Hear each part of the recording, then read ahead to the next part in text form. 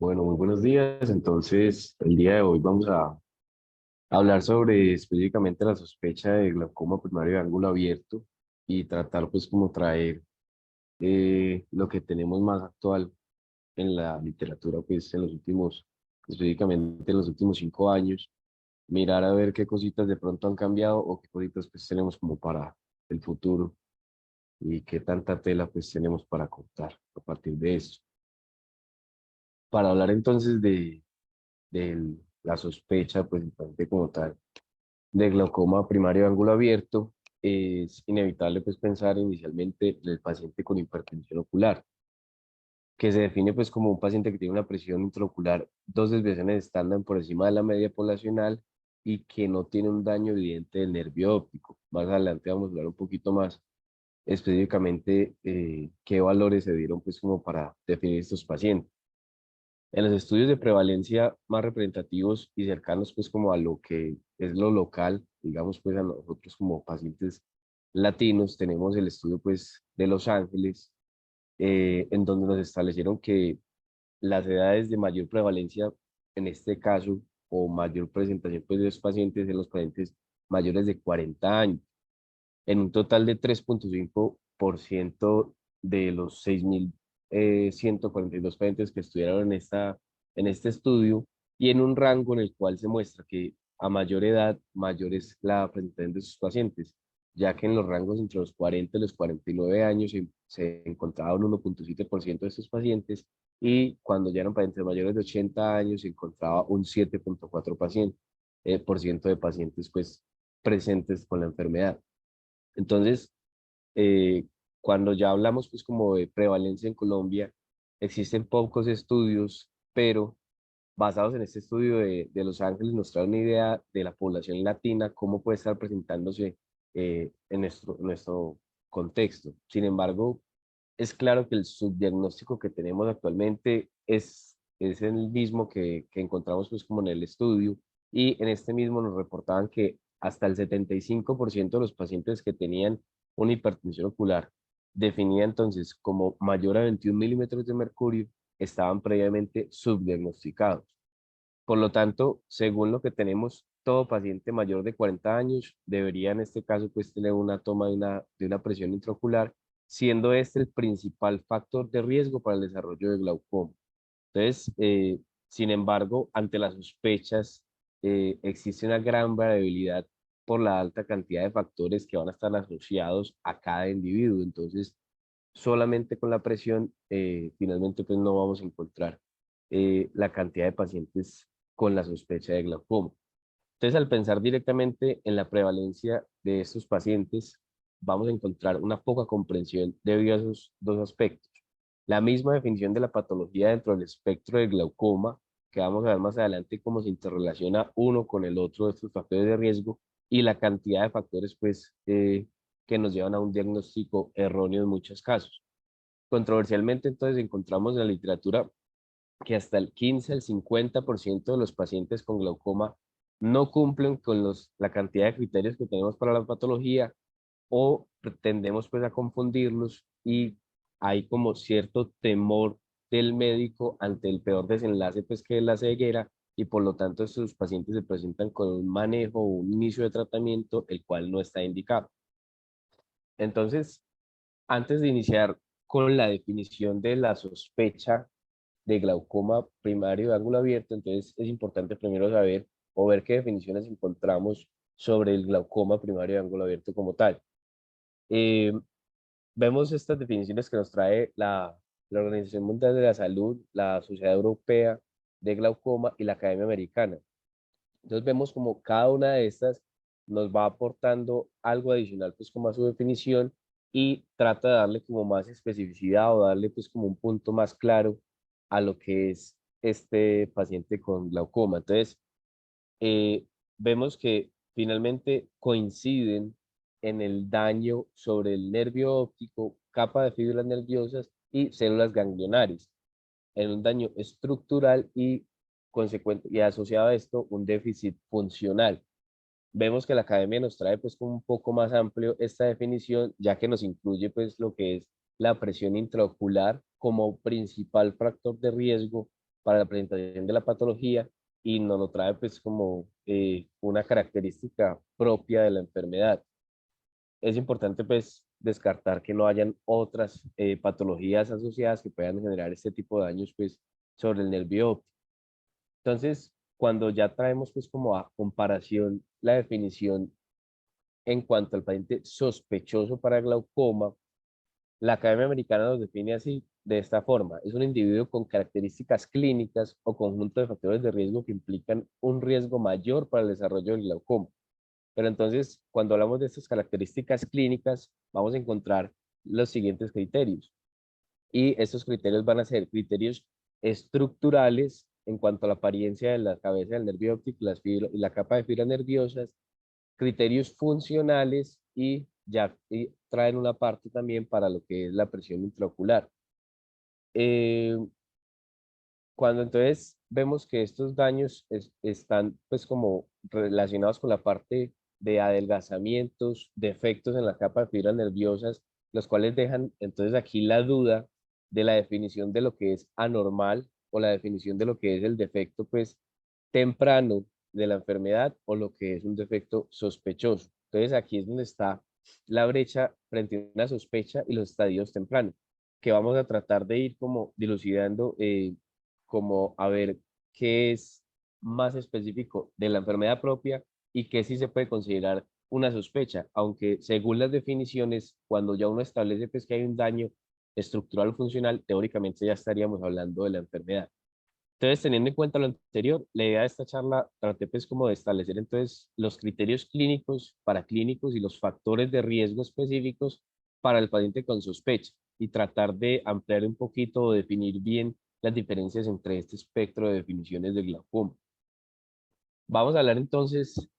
del enfoque práctico del paciente sospechoso de glaucoma. Entonces, para abordar este paciente,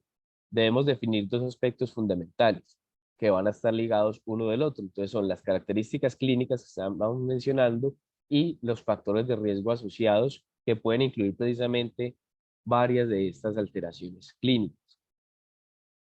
Entonces, según lo que veníamos definiendo como características clínicas principales para estos pacientes, podemos definir en los individuos las características más relevantes como lo son la presión intraocular elevada, que ya veníamos mencionándolo en la parte de prevalencia, la cabeza del nervio óptico con alteraciones a nivel de la cabeza del nervio óptico y capas de fibras nerviosas que tengan un daño sugestivo de glaucoma, los campos visuales con defectos consistentes para glaucoma, la historia familiar del glaucoma severo y otros factores de riesgo que van a estar relacionados. Asociado a esto, entonces tenemos que tratar pues como de agrupar estos hallazgos entre los diferentes tipos de pacientes o factores de riesgo principales para definir los que nos van a llegar principalmente a la consulta, o sea, cuáles son las formas más comunes de los pacientes que nos vamos a enfrentar y clínicamente pues qué tenemos que tener en cuenta y no dejar pasar. Entonces vamos a empezar con el paciente con la presión elevada, que esta va a ser la causa más común para incluir al paciente dentro de la categoría de sospecha para glaucoma. Entonces, cuando hablamos de paciente sospechoso para glaucoma con presión elevada, tenemos que definirlo bien entre el paciente que tiene las características de glaucoma y el paciente que simplemente tiene una hipertensión ocular. Entonces, tenemos que comenzar definiendo bien lo que es la hipertensión ocular. Entonces lo definen como una presión intraocular mayor de 22 milímetros de mercurio o, lo que habíamos mencionado, dos desviaciones estándar por encima de los parámetros de medida poblacional. Entonces, adicional a esto, si el paciente no tiene ninguna alteración sobre el nervio óptico, capa de fibras nerviosas o alteraciones funcionales pues a nivel de los campos visuales, ya estaríamos hablando precisamente del paciente hipertenso ocular. Entonces, también adicionalmente, para definir la hipertensión, se necesitan por lo menos 3 tomas consecutivas que definan que está hipertenso y que quede con este diagnóstico que finalmente, como vemos, va a ser como un diagnóstico de exclusión. O sea, nosotros en este proceso de definir el paciente hipertenso, tenemos que primero descartar el paciente con sospecha de glaucoma primario de ángulo abierto. Entonces, en este caso, de sospecha de hipertensión versus pacientes sospechosos para glaucoma, vamos a seguir el siguiente paradigma, determinando principalmente una línea de base para cada individuo. Cada individuo nos va a llegar con unas características clínicas distintas, unas presiones distintas y unas alteraciones distintas. Y luego, en este paciente, ya teniendo la línea de base, vamos a establecer el riesgo potencial de la degeneración de ese nervio óptico que esté asociado al glaucoma. Si finalmente este paciente no cumple pues como con criterios glaucomatosos, hablaríamos entonces de hipertensión ocular. Si el paciente entra en alguna de estas categorías o en alguna de estas signos que vamos a describir, vamos a estar hablando entonces precisamente del paciente con sospecha o en algunos casos definitivamente diagnosticar al paciente con glaucoma. Entonces, continuando pues con el paciente sospechoso de glaucoma con la PIO elevada, entonces, cuando hablamos de la línea basal, todo paciente debe ser evaluado tal cual como si fuera un paciente con glaucoma. Entonces, vamos a tratar de definir los exámenes como de rutina, que van a ser entonces, la toma sería de la presión intraocular, una agonoscopía bien realizada, la toma del espesor corneal central, los campos visuales y las alteraciones que se pueden encontrar estructuralmente en las fotos del disco óptico y los grosores de capa de fibras nerviosas. Entonces, cuando hablamos inicialmente sobre las tomas seriadas de la presión intraocular,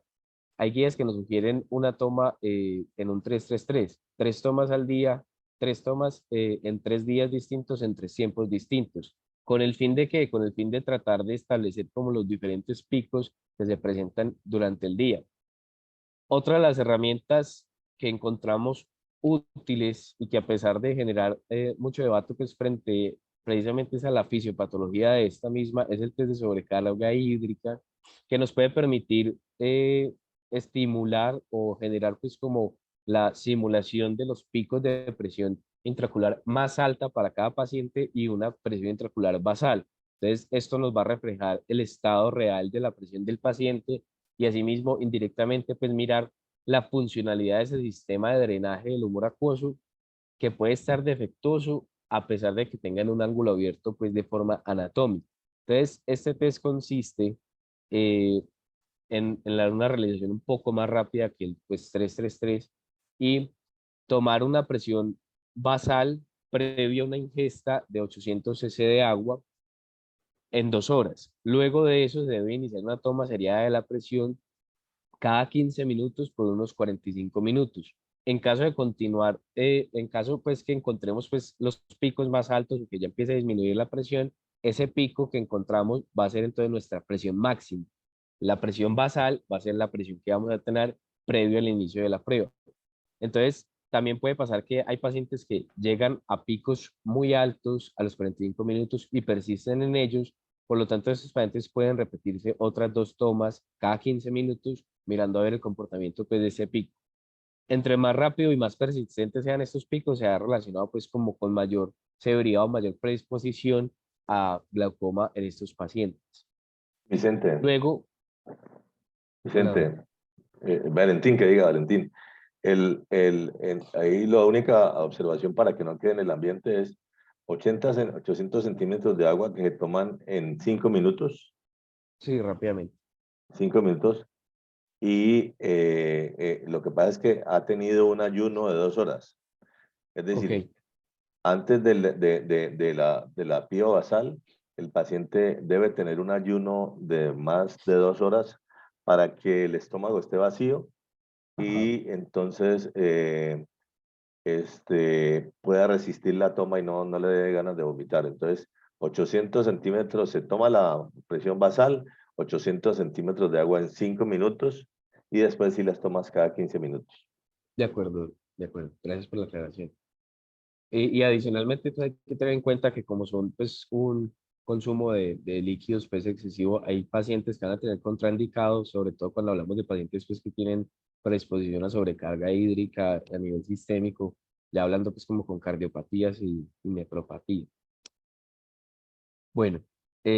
continuando con esto, es crucial, pues ya hemos hablado mucho de la agonoscopía y la definición pues anatómica de las características del ángulo y definir qué es un ángulo abierto. Entonces, en este caso, para poderlo definir y entrar pues como las clasificaciones que hemos discutido previamente, siempre es importante pues resaltar las características que tiene esta prueba, que es difícil, entre comillas, pues si tiene una curva de aprendizaje que para cada persona va a ser distinta y que si no se hace, pues no se va a lograr una toma adecuada y aquí es donde ya perderíamos pues como la gran mayoría de pacientes. Si no tenemos una definición de si es un ángulo abierto o es un ángulo cerrado, vamos a perder de entrada pues el paciente que estamos abordando. En cuanto al espesor corneal central, volvemos a hablar sobre el estudio de Los Ángeles y nos ofrecen varios puntos en consideración. Entonces ellos nos hablan de que hay un riesgo relativo de glaucoma primario de ángulo abierto que se aumenta en un 81% por cada 40 micras de adelgazamiento corneal. Finalmente, en compañía de este estudio, el estudio europeo de prevención en glaucoma, nos trata entonces de establecer un umbral que define un riesgo aumentado para córneas con espesores corneales menores de 555 micras y que en comparación con espesores de 588 micras o más van a estar entonces en mayor riesgo. Eh, cuando pues ya pensamos como en el contexto nuestro, ayer lo hablaba con el doctor Rivera, estos pacientes, o sea, cuando nos definen un umbral de 550 micras, nos dejan un espacio muy, pues, muy grande para nosotros porque pues, el parámetro poblacional de nosotros está en unos 540 micras y prácticamente todos los pacientes pues, de nuestra población estarían incluidos como en este factor de riesgo. Entonces ya ahí es donde podemos empezar a mirar que necesitamos estudios más locales, ya que cuando hablamos de este estudio de Los Ángeles, a pesar de que son pacientes latinos, son pacientes latinos mexicanos que la gran mayoría tienen pues como una ascendencia americana. Entonces, además de asociar esta presentación de riesgo al adelgazamiento, también se asocian en la presencia de adelgazamiento una mayor severidad en el glaucoma que se desarrolla pues en estos pacientes. Por lo tanto, entonces, finalmente deberíamos como de definir que todos estos pacientes deben de acompañarse de una paquimetría. En cuanto a la presión ocular, hablando pues precisamente del paciente hipertenso en este caso, se ha hablado sobre la sobreestimación en estos pacientes con córneas delgadas por la tonometría de apalación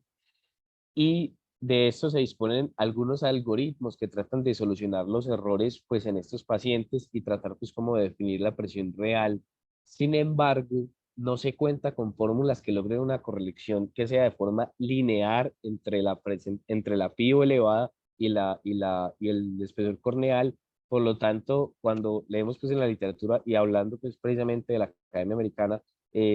y el consenso mundial de glaucoma sugieren no realizar estos algoritmos porque hasta el momento pues no se ha logrado ninguno que nos defina este factor de riesgo y nos dé pues como un abordaje adecuado. Sí,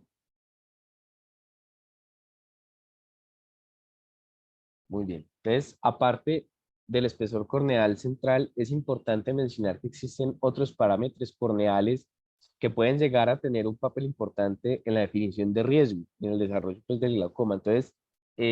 encontramos ya estudios en lo que se llama la histéresis corneal, que es una parte de la biomecánica de la córnea que lo podemos definir como una diferencia que se presenta entre la presión a la cual la córnea se aplana bajo una presión de aire y la presión a la cual rebota de nuevo. Entonces habla como de esa capacidad de la córnea de responder a diferentes presiones y es un parámetro biométrico que nos va a ayudar entonces a definir la elasticidad de esta misma córnea. Entonces hay estudios que han tratado de demostrar que esta histéresis corneal tiene una relación con glaucoma y precisamente en este podríamos encontrar que hay histéresis más bajas en ojos glaucomatosos, además de que estos menores valores se van a asociar a una progresión en los campos visuales glaucomatosos como factores independientes del espesor corneal central. También se ha encontrado pues, que hay una relación entre esta histéresis y alteraciones posteriores a nivel pues, del nervio óptico. Sin embargo, aún faltan por establecer los parámetros normativos, pues los parámetros basales para poder definir esta herramienta como una herramienta pues útil en el glaucoma. Además de que tenemos pues una falta de acceso en nuestro ámbito local. En cuanto a los campos visuales, continuamos entonces ya con la consideración de que el de mayor utilidad es el campo visual estándar automatizado, que es el gold estándar, pues precisamente en nuestros pacientes, y porque en la gran mayoría de los ensayos clínicos que tenemos para la detección de la progresión del glaucoma, se ha encontrado pues que no hay mayor superioridad, aunque se encuentran con otras opciones como la perimetría de onda corta automatizada, que es el SWAP, o la tecnología de doble frecuencia, que tratan entonces como de hacer un diagnóstico más temprano. Lo que hacen es utilizar unos rayos de luz no blancos en la consideración que se usan pues en el estándar, sino que son rayos de luz con frecuencias de luz azul que tratan de estimular de forma más temprana, de forma más local las células ganglionares y tratar de representar entonces daños más tempranos. Pero hasta el momento no se ha logrado, entonces, como estamos mencionando, demostrar una superioridad frente a la parametría estándar. Entonces, por lo tanto, siempre vamos a continuar con esta parametría estándar y continuamos con los diferentes grados pues, a definir para cualquiera de los campos visuales, entre 24, 30 grados o el 10 grados. Más adelante vamos a hablar un poquito más de eso. Y según las indicaciones que nos trae directamente la Academia Americana, se considera que un primer campo visual alterado debe siempre repetirse. Simplemente ellos definen que debe repetirse y ya hay guías que nos traen que idealmente para obtener un campo pues confiable ya tendríamos que realizar por lo menos 3 campos visuales durante el primer año antes de establecer que ese daño es un daño glaucomatoso. Pero pues ya sabemos que localmente es difícil que un paciente, depende del contexto del paciente, logre pues obtener los 3 campos visuales en el primer año, pero tratamos pues como de que esto sea, por lo menos hacer la repetición del examen y que se pueda lograr pues como definir si el daño se está presentando o no consistentemente. Entonces, adicionalmente a estos campos visuales, vamos a tener las fotos del nervio óptico que nos tratan de dar una objetividad del daño estructural que puede correlacionarse con los defectos precisamente visuales. Entonces, aquí encontramos una limitación en la toma de las mismas y la interpretación pues que puede haber interobservador, y esto ya trata pues como de mitigarse con el advenimiento y la utilización de imágenes como lo que son el OCT del nervio óptico que se ha estado veniendo entonces ya como hemos comentado previamente, centrándonos en el grosor de capas de fibras nerviosas que ya habíamos mencionado de predominio temporal y adicionalmente la creciente evidencia que se presenta sobre los daños a nivel macular, específicamente en la capa de células ganglionares y plexiforme interno. Entonces, cuando pretendemos definir con cuál criterio estructural nos vamos a quedar versus el campo visual, siempre vamos a tener en cuenta entonces primero el OCT, en el caso estructural, los campos visuales, pues que va a ser la forma funcional. Entonces, ponemos un versus entre lo estructural y lo funcional y encontramos estudios comparativos que buscan definir la efectividad de estas dos opciones, sobre todo porque siempre hemos hablado de campos visuales como el gol estándar para definir progresión o aparición de la enfermedad, y el criterio estructural apenas va como en su vida relacionado pues con la mejoría en las imágenes que hemos logrado.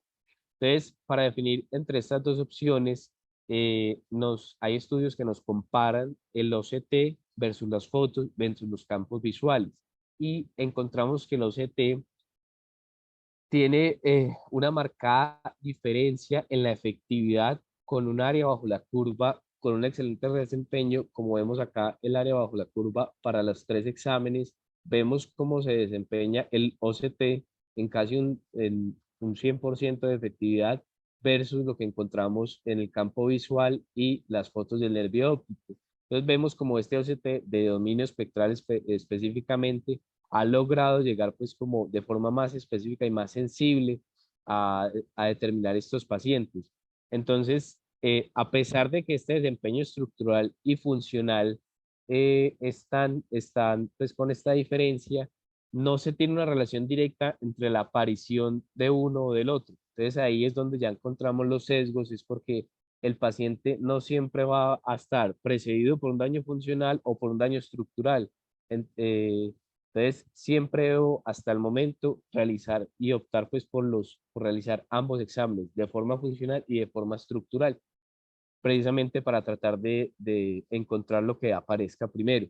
A medida que esto vaya mejorando, cualquiera de los dos exámenes y centrados pues en cómo encontrar las alteraciones más tempranas, pues ya iremos definiendo si alguno de los exámenes se utilizará para un tamizaje más temprano. Entonces, teniendo en cuenta el buen desempeño del diagnóstico estructural, se vienen a consideración imágenes más avanzadas que logren establecer daños a niveles celulares y vasculares eh, que puedan ser de forma asociada. Entonces, hay estudios que nos traen o nos tratan pues como de comparar la utilización de este OCT asociado a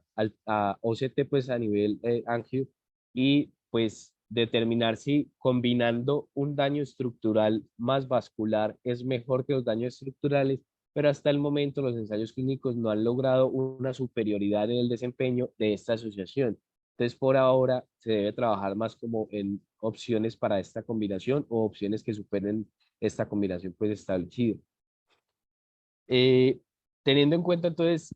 ya todos estos exámenes que hicimos sobre este paciente o las que tenemos pues como consideración y ya tenemos una línea basal de lo que era este paciente, de lo que tiene hasta el momento, ya podríamos empezar a definir cuál de estos pacientes bajo los factores de riesgos y las alteraciones clínicas que encontramos es una sospecha y cuáles definitivamente al descartar el resto de alteraciones son hipertensos simplemente. Independientemente de esto, a continuación lo que deberíamos ya determinar también es el riesgo potencial del daño glaucomatoso del nervio óptico que nos va a llevar a definir pues finalmente lo que es el glaucoma.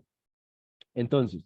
en este caso es donde toman vital importancia los factores de riesgo encontrados en múltiples estudios epidemiológicos y ensayos clínicos que nos presenta la Academia Americana y nos traen un conglomerado de estos factores de riesgo asociados, de los cuales ya hemos ido mencionando algunos y ahora vamos a centrarnos en los que se han presentado pues con mayor consistencia y en asociación precisamente al paciente con la presión elevada,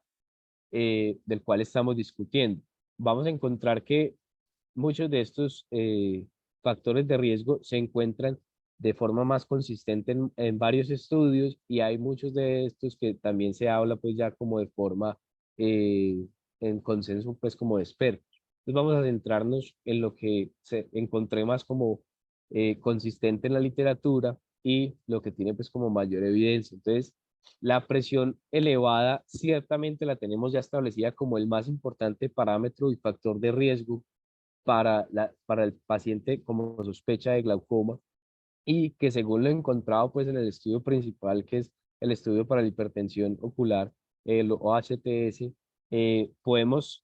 atribuir que el aumento de la presión sobre las desviaciones estándar que habíamos hablado, cada milímetro de mercurio por encima de esto tiene un riesgo relativo aumentado de un 10% de conversión a glaucoma primario de ángulo abierto. Y adicionalmente a esto, en el estudio demostraron que la asociación a la disminución de la presión intraocular hasta un 22%, logra una reducción de ese riesgo de conversión en un 50%. Entonces, por eso vemos la importancia de la presentación y el control de este parámetro como factor de riesgo para el desenlace de glaucoma. En cuanto a la historia familiar del glaucoma, se conoce bien su determinación como factor de riesgo con ORs de hasta 3.69 entre familiares de primer grado, más específicamente entre hermanos y en general, pues ya como un 2.1% en todos los familiares pues relacionados.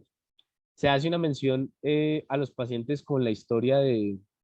obstrucción venosa central de la retina, ya que se han relacionado con una mayor prevalencia de glaucoma en estos pacientes y asimismo la presencia de hemorragias de disco en ausencia de otras patologías retinales y vasculares se van asociado pues con un aumento de riesgo en unas 6 veces para desarrollar glaucoma o hipertensión ocular. En cuanto a los errores refractivos,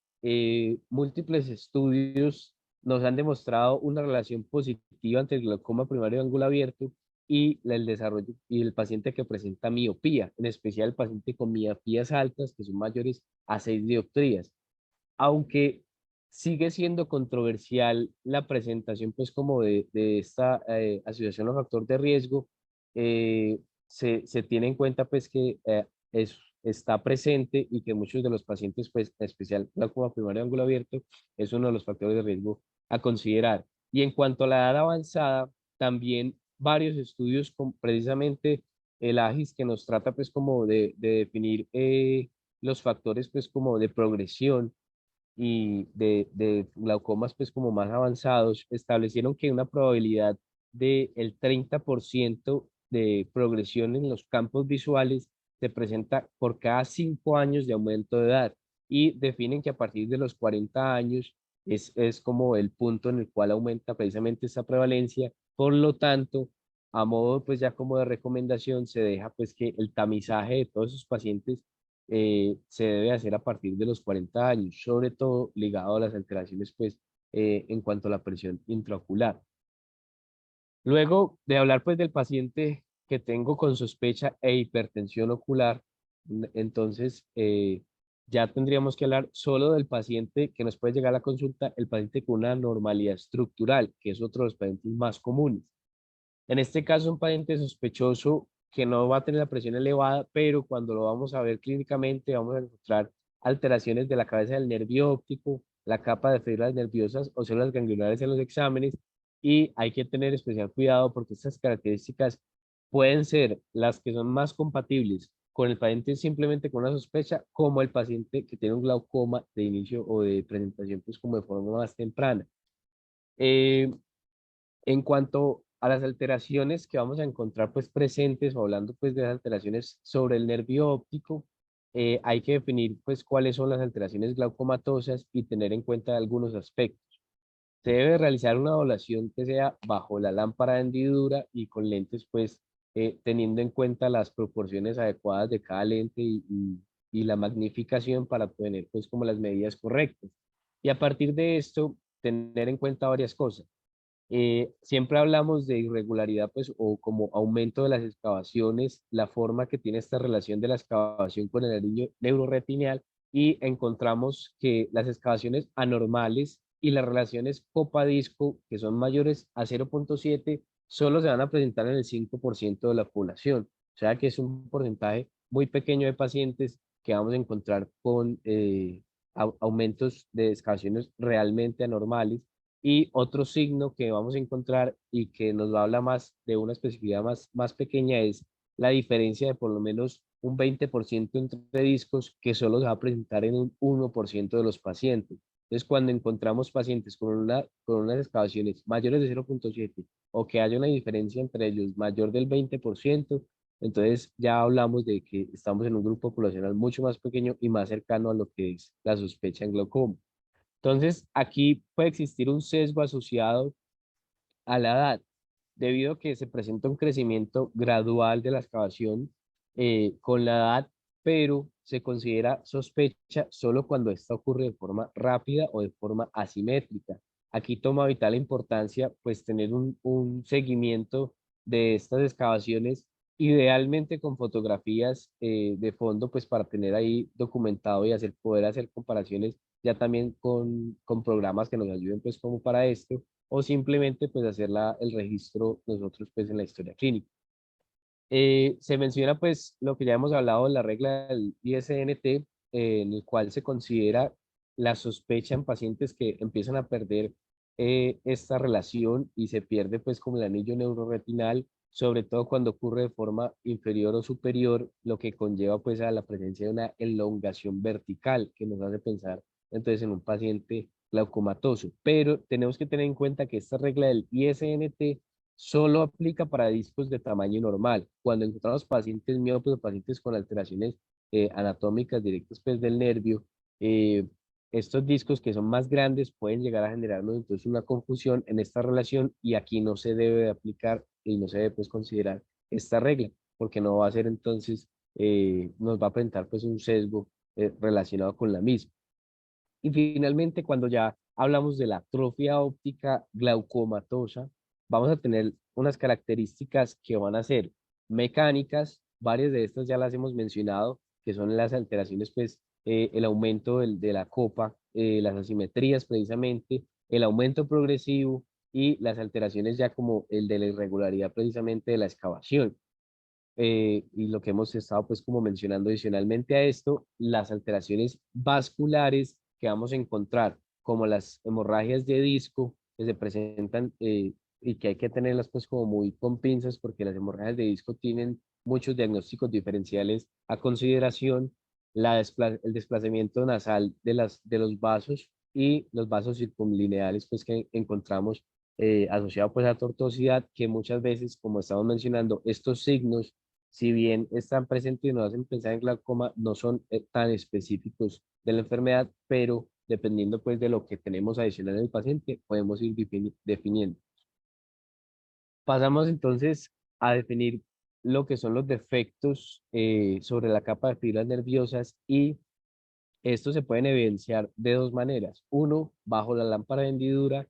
y a mayor medida, pues, mediante las fotografías de nervio óptico, en este caso libres de rojo o en verde, eh, estos tienen un mejor desempeño para la identificación de los defectos tempranos y se asocia la presencia, pues, como de estos defectos finalmente en el OCT, en especial en la capa de fibras nerviosas temporales, como habíamos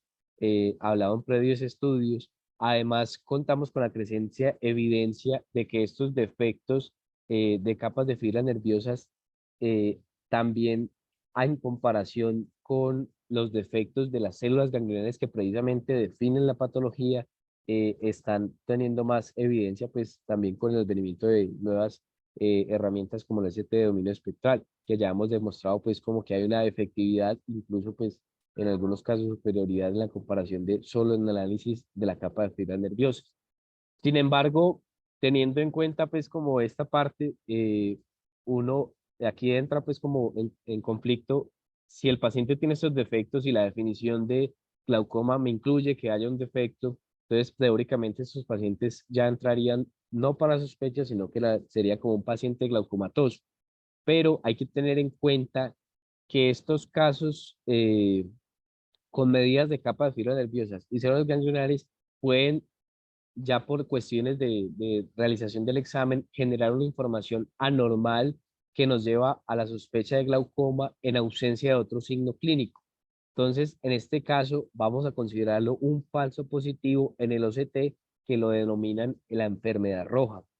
y que debido a la falta de datos, que pueden ser faltos de datos normativos o poblacionales de la máquina,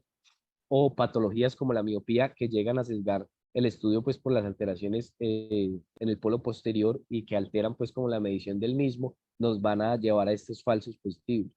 Pero en caso contrario, puede que la máquina solo identifique las áreas normales que se presentan en este OCT y se pierdan las áreas de daño realmente. Entonces, dando esto como un resultado falsamente negativo, a esto lo denominaron como la enfermedad verde. Entonces, todavía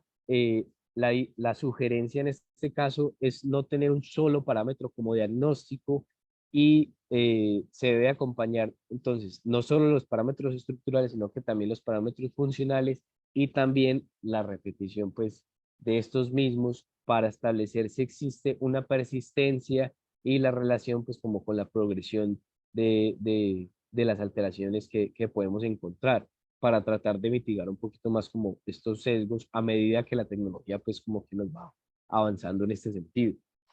Entonces, hablando ya pues como directamente del paciente que no tiene una alteración estructural, sino que solamente nos trae una alteración funcional, aquí entonces hablamos del gol estándar, que es el campo visual.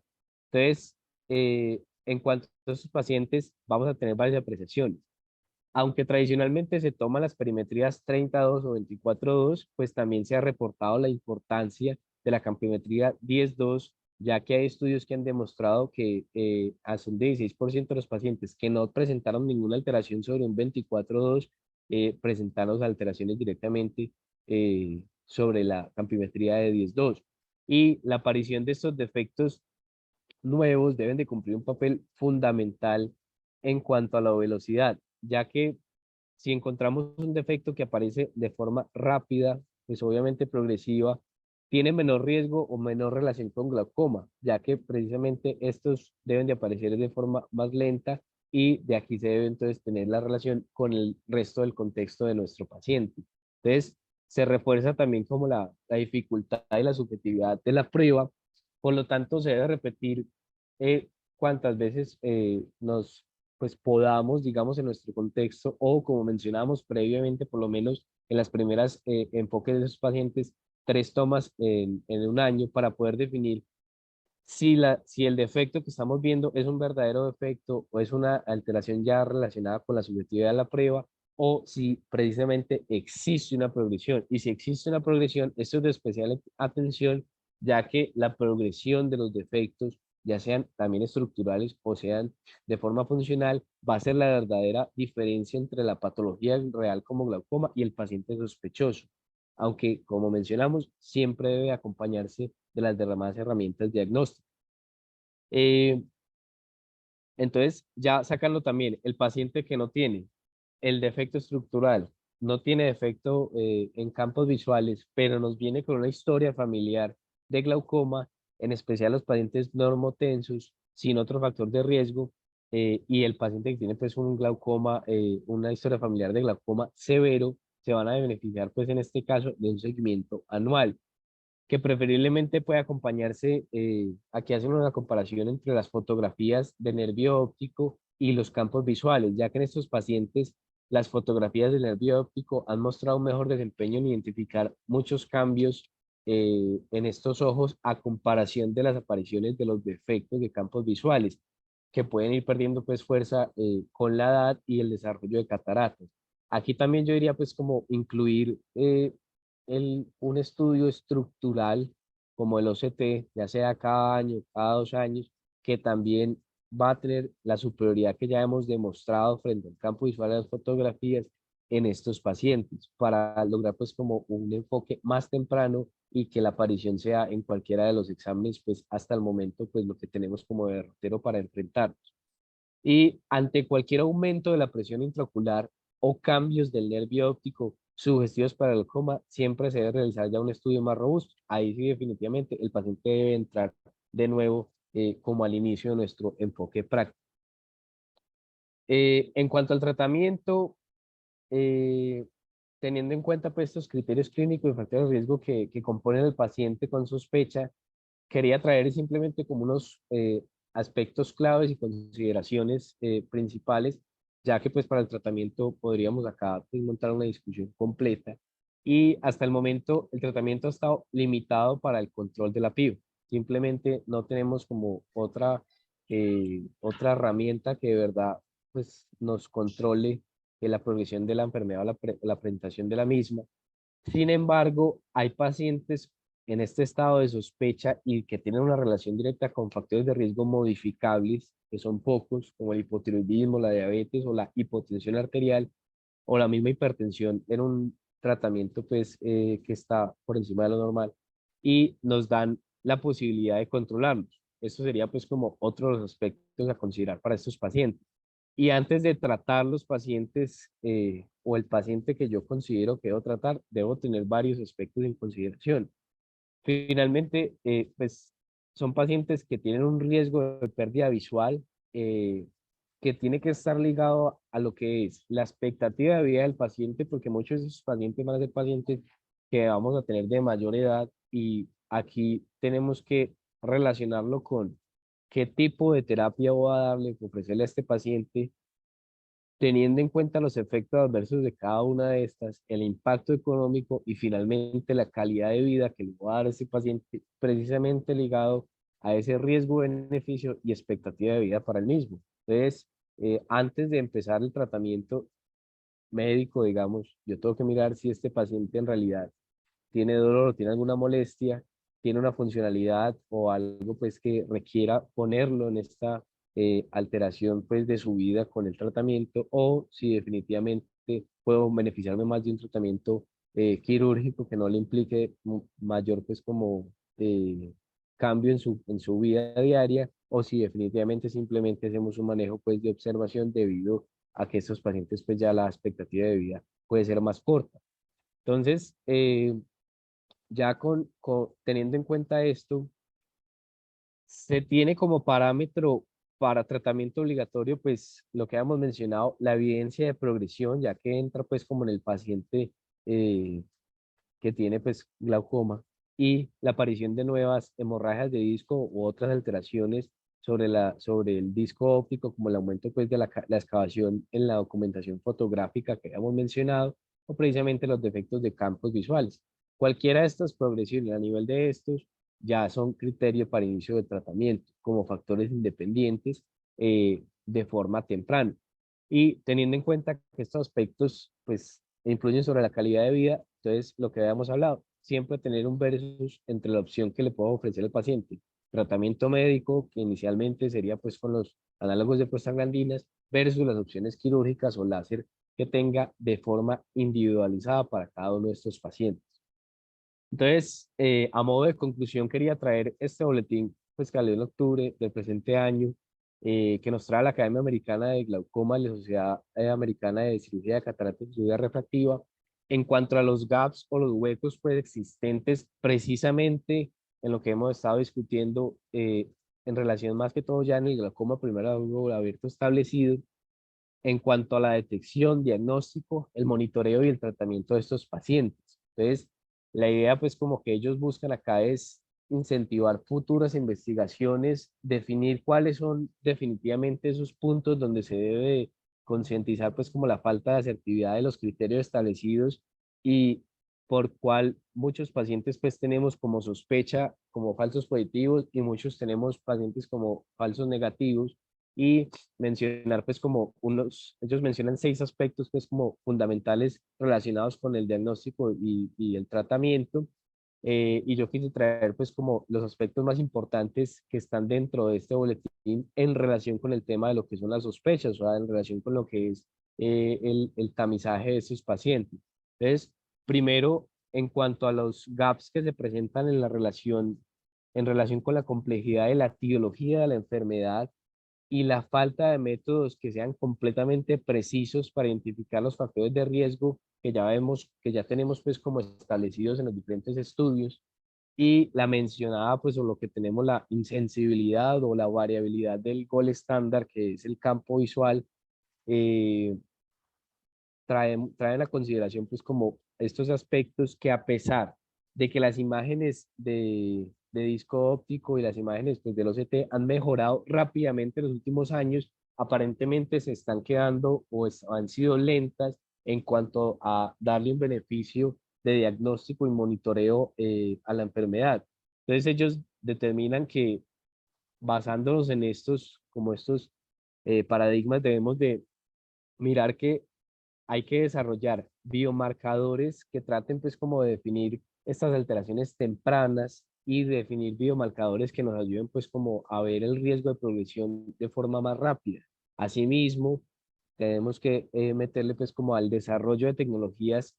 para la toma de la presión intraocular y mejorar en cuanto a la utilización de forma más precisa y que pueda hacerse de forma continua, pues en unas 24 horas para poder eh,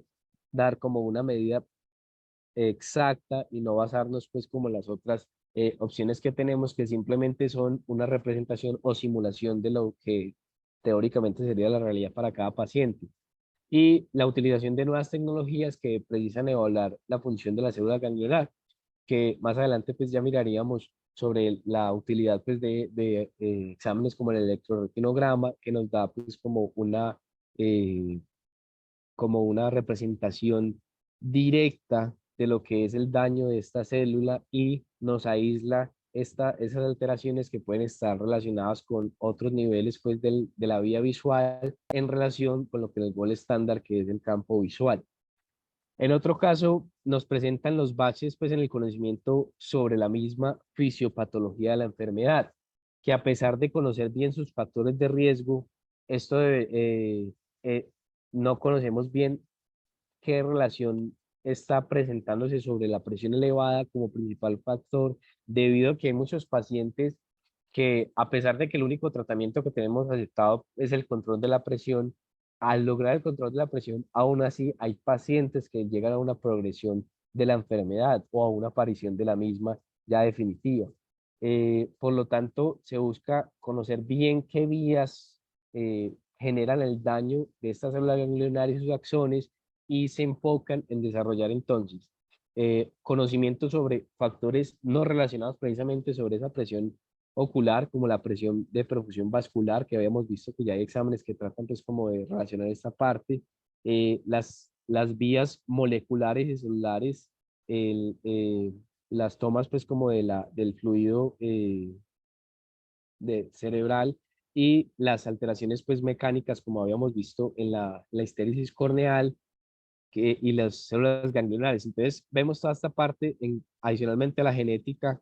que todos estos puntos son puntos a consideración en los cuales ya hay estudios, pero no hay estudios que han logrado pues como llevar a alusión pues como definir la normativa para cada uno de estos o exámenes que definitivamente superen a los que ya tenemos en relación pues como con el OCT y los campos visuales y las fotos. Y finalmente, pues, lograr que con este entendimiento de desarrollar modelos de estudio que nos permitan ya como un paciente con sospecha o un paciente con glaucoma sea establecido de forma directa y no tanto basados pues como en riesgos, y lograr pues dar como un adecuado manejo de forma más temprano y pensar qué otros tipos de tratamiento pues nos pueden ayudar para estos pacientes. Y ya, muchísimas gracias. Esos son los que les tenía para el día de hoy.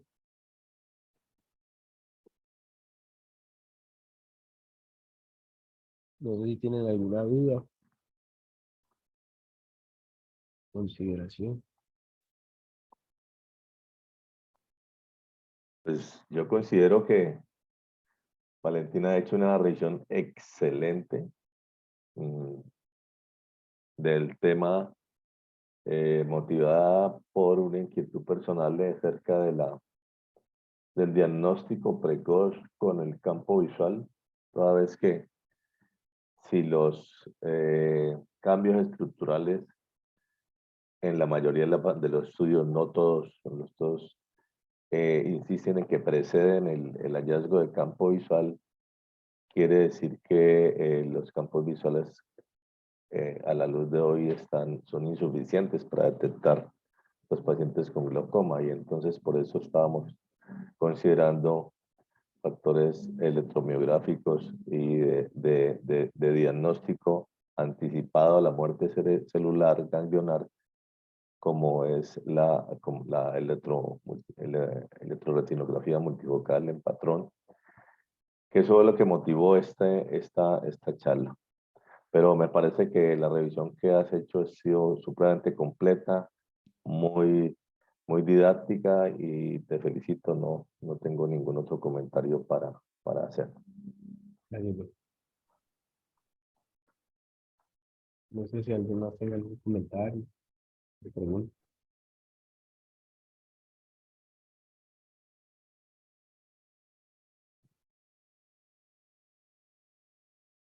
Bueno, entonces, si no son así, muchísimas gracias por la asistencia. Espero les haya pues como dejado una idea de lo que es esta patología. Gracias, Valentín. Bueno, muchísimas gracias. Hasta luego. Hasta luego. Hasta luego, gracias. Bueno.